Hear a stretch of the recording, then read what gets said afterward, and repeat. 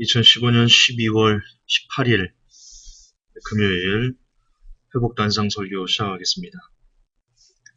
오늘 설교의 제목은 머리를 숙이면 행복이 옵니다. 머리를 숙이면 행복이 옵니다. 어떤 선생과 제자가 함께 길을 걷고 있었습니다. 제자가 질문을 합니다. 선생님께서는 진리란 길가에 조약돌처럼 널려있다 하셨습니다. 그렇게 어디에나 진리가 있다고 말씀하셨습니다. 그런데 왜 사람들은 그렇게 무수히 많이 널려있는 진리를 터득하지 못할까요? 이렇게 물었습니다. 그러자 선생이 답합니다. 진리가 조약돌처럼 길가에 널려있는 것은 사실이다. 그러나 사람들이 허리를 굽히지 않기 때문에 그 진리의 조약돌을 주울 수 없다. 이렇게 답을 했습니다. 벤자민 프랭클린은요, 젊은 시절 급하게 방문을 열고 밖으로 나가려다가 머리를 부딪힌 적이 있었습니다. 그때 누군가가 충고했습니다. 젊은이, 당신 앞에 놓여있는 세상을 살아갈 때 겸허하게 허리를 굽히십시오. 그러면 충돌을 모면할 거요. 여러분은 어떤 진리를 알기 원하십니까? 어떤 진리를 가슴에 새기고 오늘을 살고 싶습니까? 진리를 알고 진리를 깨닫고 싶은 이유는 무엇입니까? 그 중에 하나는 여러분들이 다른 사람과 충돌을 하지 않고 조금은 더 다른 사람들과 잘 지내는 사람, 그런 사람이 되고 싶어서 진리를 갈망할런지도 모릅니다. 물론 궁극적인 진리를 원하는 이유는 저 영원한 하나님의 나라에 들어가고 싶어서겠지요. 그러나 그건 못지않게 이 땅에서 사람과 사람과의 관계에서 치이지 않고 괴롭지 않고 고통스럽지 않고 서로 다투고 분열하고 싸우고 그러고 싶지 않아서 진리를 발견하고 싶은 사람도 있을 겁니다. 그리고 그런 진리도 분명 필요합니다. 왜냐하면 여러분 연구조사가 있었는데요. 사람이 인생을 살면서 제일 괴로운 그 사람을 괴롭게 만드는 여러 가지 내용들을 분해를 해봤더니 1위가 단연코 1위가 사람과 사람과의 관계에서 오는 불편함이었다. 그게 한 70%를 차지했습니다.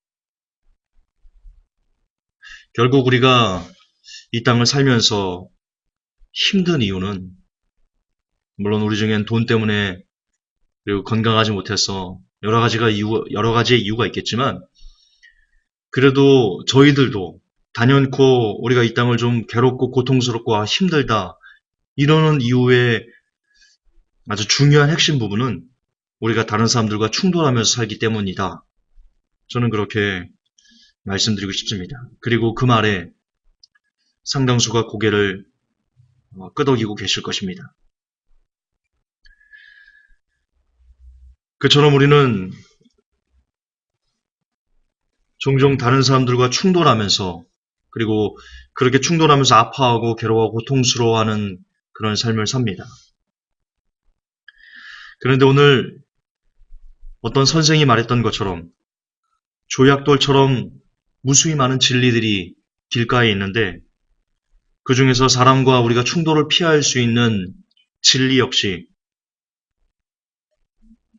우리가 머리만 숙이면 그 조약돌을 줄 수 있는 것처럼 찾을 수 있다라고 말씀드리고 싶습니다. 다시 돌아가겠습니다. 우리는 종종 다른 사람들과 충돌하면서 삽니다. 그 때문에 가슴 아파하고 힘들다고 토로합니다. 이것을 해결할 수 있는 진리 하나를 줍고 싶습니다. 이런 겁니다. 과연 상대방만 나쁠까요?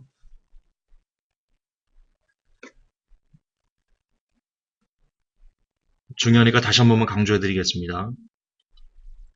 우리는 종종 다른 사람들과 충돌하면서 삽니다.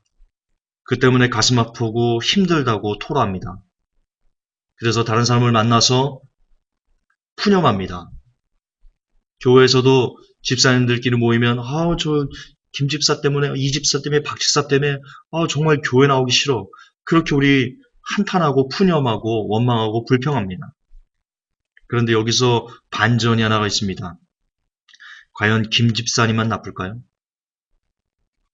과연 박집사님만 나쁠까요? 과연 이집사님만 나쁜 걸까요? 그럼 그렇게 푸념하고 불평하시는 여러분은 괜찮은 사람인가요?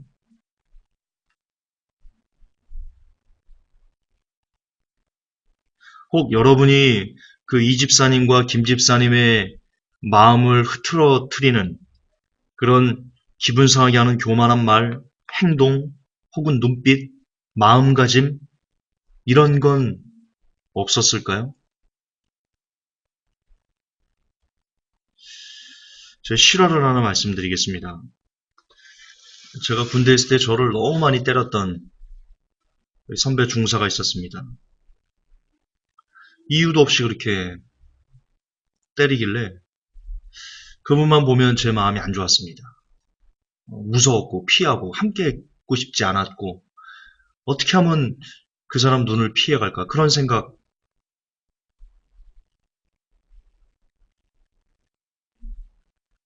생각이었습니다.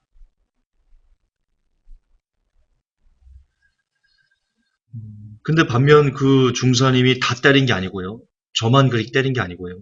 또 다른 사람한테도 때리긴 했지만 특별히 또 이렇게 잘 대해주는 사람도 있었습니다.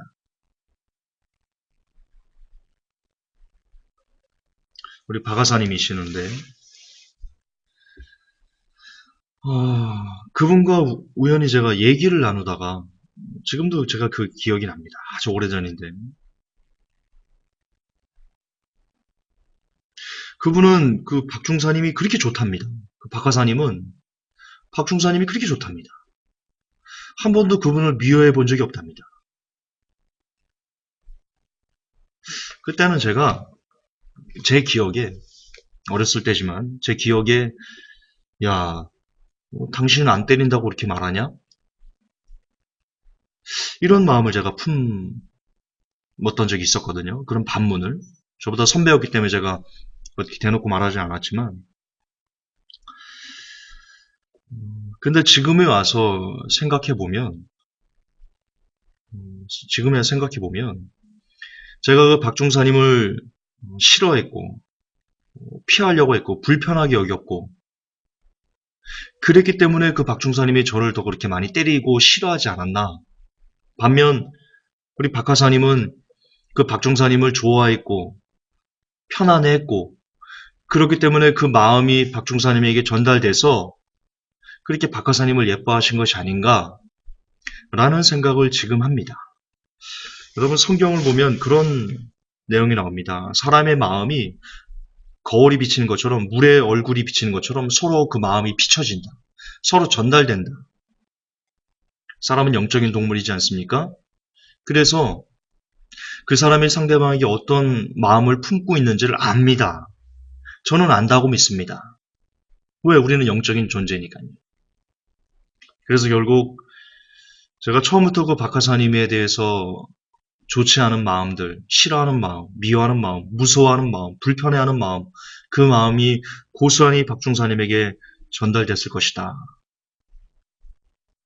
만약 제가 박하사님처럼 박중사님을 좀 더 마음으로부터 좋아하고 편안해하고 먼저 다가가려고 하고 그랬다면 어쩌면 덜 맞고 4년을 버텼을 것이다. 그런 생각을 좀 해봅니다. 결국 문제는 여러분을 괴롭히는 그 사람이 문제가 아니고요. 문제는 나다. 내가 그 사람을 싫어하는 그 마음이 비친 것뿐이다. 그리고 그 열매가 나를 괴롭히고 고통스럽게 하고 나를 짜증나게 하고 나를 때리고 이런 여러 가지 다양한 형태로 나타난 것뿐이다. 그렇게 생각합니다. 유명한 말이 있습니다. 호감을 얻는 가장 빠른 방법 혹시 여러분 아십니까? 그것은 상대방이 나에게 호감을 갖기를 기대하는 것이 아니고요. 혹은 상대방이 나에게 호감을 갖게 될 때까지 내가 기다리는 것이 아니고요. 내가 먼저 호감을 주는 것이다. 그런 말이 있습니다. 이처럼 상대방이 나에게 기분을 맞춰주고 상대방이 내게 져주고 상대방이 내게 머리 숙여주면서 그가 내 뜻대로 내 마음에 맞게 행동하기를 기대하지 마시고 여러분이 먼저 상대방의 기대에 맞춰주시고 여러분이 먼저 머리를 숙여주시고 여러분이 먼저 여러분의 자신을 낮춰주신다면 사람과 사람과의 갈등과 아픔, 고통, 괴로움들은 훨씬 더 먼 곳으로 물러갈 것입니다. 오늘 나의 모습과 나의 자세는 과연 겸손했는지, 나의 눈빛은 상대방을 따뜻하게 바라봐 줬는지, 나의 한마디 말은 상대방의 가슴을 후벼 파는 말은 아니었는지, 부디 상대방을 내게 맞추려 하지 마시고, 여러분이 먼저 상대방에게 맞춰드리는 그런 회복될 성도들이 되었으면 하는 마음을 간절히 전해봅니다. 오늘 하루도 남은 시간 평안하시기를 예수님 안에서 축복합니다. 안녕히 계십시오.